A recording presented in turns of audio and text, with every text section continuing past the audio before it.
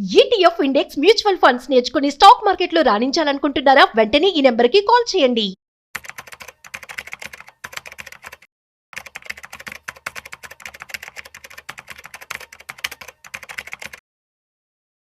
Hello viewers, stock market analyst Sundar Rama Reddy గారి online webinar కి enrol చేసుకోవాలనుకుంటున్నారా?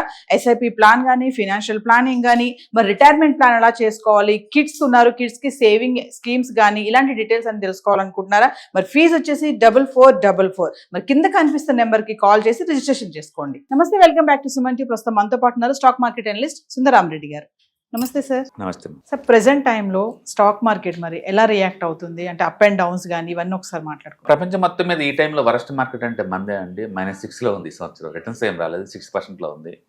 Good thing ఏంటంటే last year ఈ సంవత్సరం పెద్ద రాలేదు కాబట్టి నెక్స్ట్ ఇయర్ బాగా వచ్చే ఛాన్స్ ఉంది. కాబట్టి hope 2026 going to good year అనమాట ఫర్ ఈక్విటీ మార్కెట్.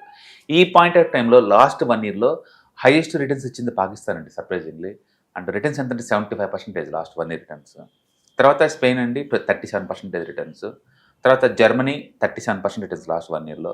తర్వాత సింగపూర్ 31%, చైనా 21%. అండ్ అందుకే రీసెంట్గా అన్ని చైనా సంబంధించిన ఈటీఎఫ్స్ అన్ని బాగా రిటర్న్స్ వస్తున్నాయి అనమాట. And south Africa 20% returns, American market 20% అండి. అందుకని మనకి ఎందుకు నువ్వు ఇంటర్నేషనల్ లెవెల్లో ఇన్వెస్ట్మెంట్ చేయాలంటే అండ్ జియోగ్రాఫికల్ రిస్క్ని టాలరేట్ చేయాలంటే తప్పదనమాట. ఎగ్జాంపుల్ ఇప్పుడు యుక్రెయిన్ ఉందనుకోండి, యుద్ధం పుణ్యం అంటే వాళ్ళ ఎకానమీ గొల్లగొల్ల అయిపోయింది కదా. వాళ్ళు కనుక కొంత డబ్బుని కనుక వేరే మార్కెట్ ఇన్వెస్ట్ చేస్తుంటే, లైక్ అమెరికాలో మన ఇండియాలో కూర్చొని అమెరికాలో ఇన్వెస్ట్ చేస్తామో, వాళ్ళు కూడా అక్కడ ETFs, index funds, mutual fund ద్వారా అమెరికాలో ఇన్వెస్ట్ చేస్తుంటే ఈ 20% వాళ్ళకి వచ్చాయి కదా. అందుకని రిస్క్ని మినిమైజ్ చేసుకోవాలంటే ఎంతకంత ఇంటర్నేషనల్ మార్కెట్లో పెట్టుకోవడం బెటర్.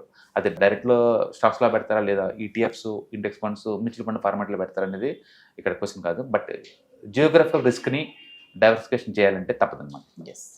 నెక్స్ట్ బెల్జియం 18% వచ్చిందండి. And Canada 17%, Taiwan 16%, and South Korea 15%, and UK 12%, and France 9%, and Sweden 8%, Mexico 6%, Argentina 5%, Brazil 5%, even Japan కూడా 5%, అండ్ మలేషియా 2% వచ్చింది.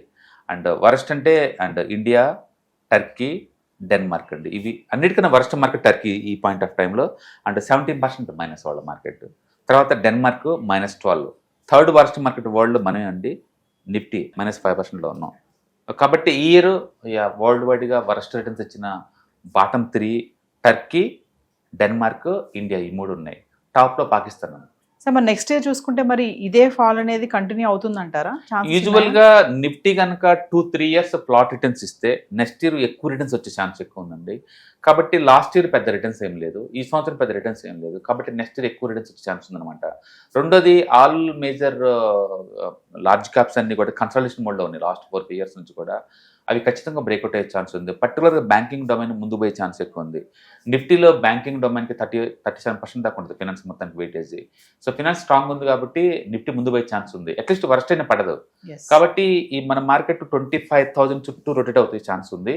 అక్కడ బేస్ తీసుకొని టువర్డ్స్ 30,000 వెళ్ళే ఛాన్స్ ఉంది.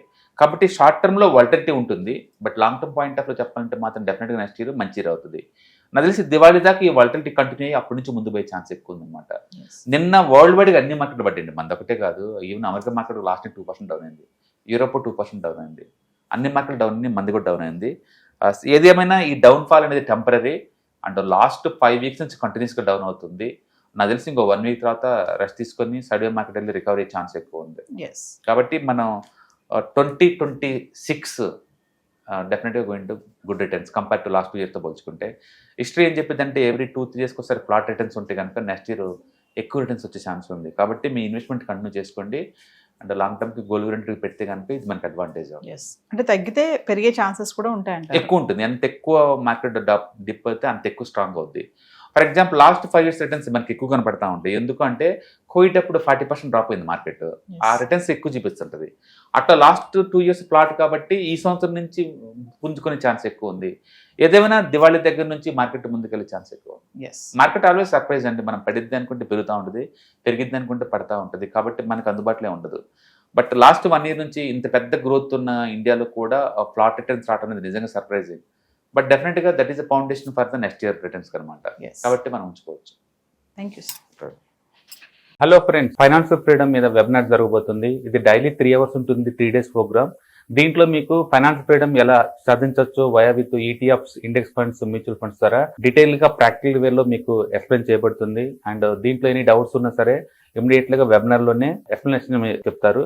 అండ్ అలాగే మ్యూచువల్ ఫండ్స్ ఎగ్జామ్స్ ఎవరైనా రాద్దాం అనుకున్నా సరే, మ్యూచువల్ ఫండ్ డిస్ట్రిబ్యూటర్ గా మీరు సెటిల్ అవ్వాలన్నా సరే ఎలా చేయొచ్చు, వాటికి సంబంధించిన డీటెయిల్ ఎడ్యుకేషనల్ వివరాలు మొత్తం కూడా ఈ ప్రోగ్రామ్ లో డీటెయిల్ గా చెప్పబడుతుంది. కాబట్టి ఎవరైనా సరే ఈ వాలటిలిటీ ఉన్న ఈ స్టాక్ మార్కెట్ లో స్టేబుల్ గా ఉండి అండ్ మంచి returns via with ETFs, index funds, mutual fund ద్వారా ఎలా సంపాదించవచ్చు, ఎందుకు ఇవి ఇంపార్టెంట్, ఫైనాన్స్ ఫ్రీడమ్ కి ఎలా ఉపయోగపడతాయో ఇవన్నీ కూడా డీటెయిల్ గా ఎక్స్ప్లెయిన్ చేయబడుతుంది. కాబట్టి ఎవరైనా ఇంట్రెస్ట్ ఉన్న పార్టిసిపెంట్స్ అందరూ కూడా ఈ అవకాశాన్ని వినియోగించవలసిందిగా కోరుతున్నాను.